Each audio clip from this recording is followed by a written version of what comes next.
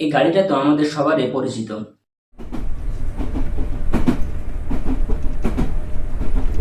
আমাদের জীবনের খুবই গুরুত্বপূর্ণ অংশ হলো এই রেলগাড়ি।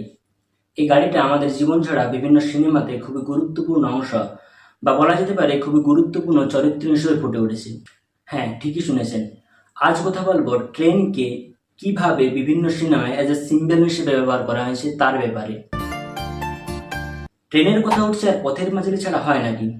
তবে শুধু পথের পাঁচালী নয়, পুরো অপু ট্রিলজিতে সত্যজিৎ রে এই ট্রেনকে খুব সুন্দরভাবে ব্যবহার করেছেন। পথের পাঁচালীতে আমরা দেখতে পাই যেদিন অপু দুর্গা ট্রেন দেখতে যাচ্ছে সেদিনই তার পিসি ইন্দির ঠাকুর মারা যাচ্ছে।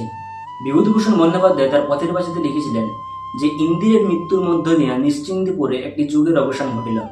তো সত্যজিৎ রায় এই দৃশ্যের মাধ্যমে একটি যুগের অবসান এবং আরেকটি যুগের সূচনা দেখিয়ে দিলেন। এবার পথের পাঁচালীতে অপুকে ট্রেন দেখতে হলে অনেকটাই দূরে যেতে হতো, আর অপরাজিততে অপুদের বাড়ি থেকে ট্রেন দেখা গেল সেটা ছিল অনেকটাই দূরে। আর অপুর সংসারে ট্রেন লাইনের সামনেই ছিল অপুর বাড়ি। এটা কি শুধু কাকতালীয়ভাবে রাখা হয়েছিল?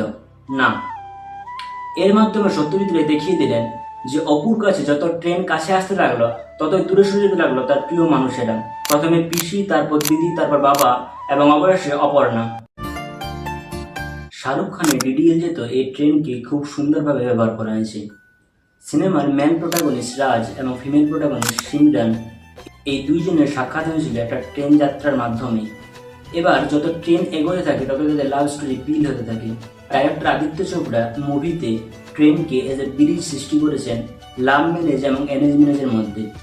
এর আগে সিমরানের পরিবার লাভ ম্যারেজে অত বিশ্বাস ছিল না, কিন্তু এই ট্রেনের জন্য সিমরানের বাবা সিমরানকে বলে, क्या सिमरन जा,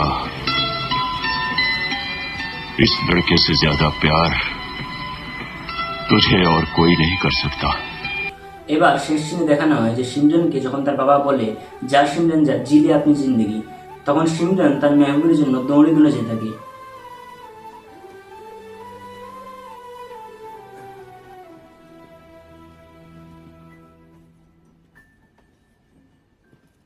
আদিত্য চোপড়া এই সিনেমাতে ট্রেনকে খুবই সুন্দরভাবে as a symbol of love and destiny হিসেবে দেখিয়েছেন।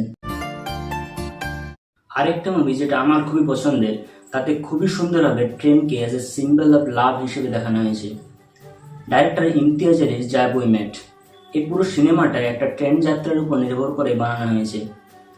আদিত্য আর গীতের প্রথম সাক্ষাৎ হয় একটা ট্রেন যাত্রার মাধ্যমেই, যেখানে আদিত্য সবকিছু হেরে গিয়ে ট্রেনে যাবে এই ভেবে যে এই ট্রেন নিশ্চয় তাকে একটা ডেস্টিনি দেবে।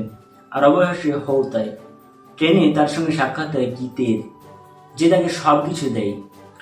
ডাইরেক্টর ইমতিয়াজ আলী এই মুভিতে ট্রেনকে লাইফের সঙ্গে তুলনা করেছেন।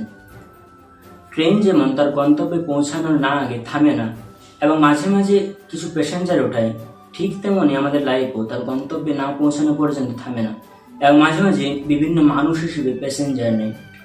আমাদের লাইফে আমরা অনেক কিছু প্ল্যান করি, কিন্তু সবসময় প্ল্যান মাফিক চলে না। ঠিক তেমনি গীতও প্ল্যান করেছিল যে সে যার সাথে ভালোবেসেছে তাকে বিয়ে করবে, কিন্তু তা হয় না। এই ট্রেন যাত্রার মাধ্যমে সে তার সিদ্ধান্ত চেঞ্জ করে। অবশ্যই তার জীবনে অনেক কিছু উঁচু নিচু ঘটতে থাকে এবং অবশ্যই গিয়ে সে আদিত্যকে বিয়ে করে।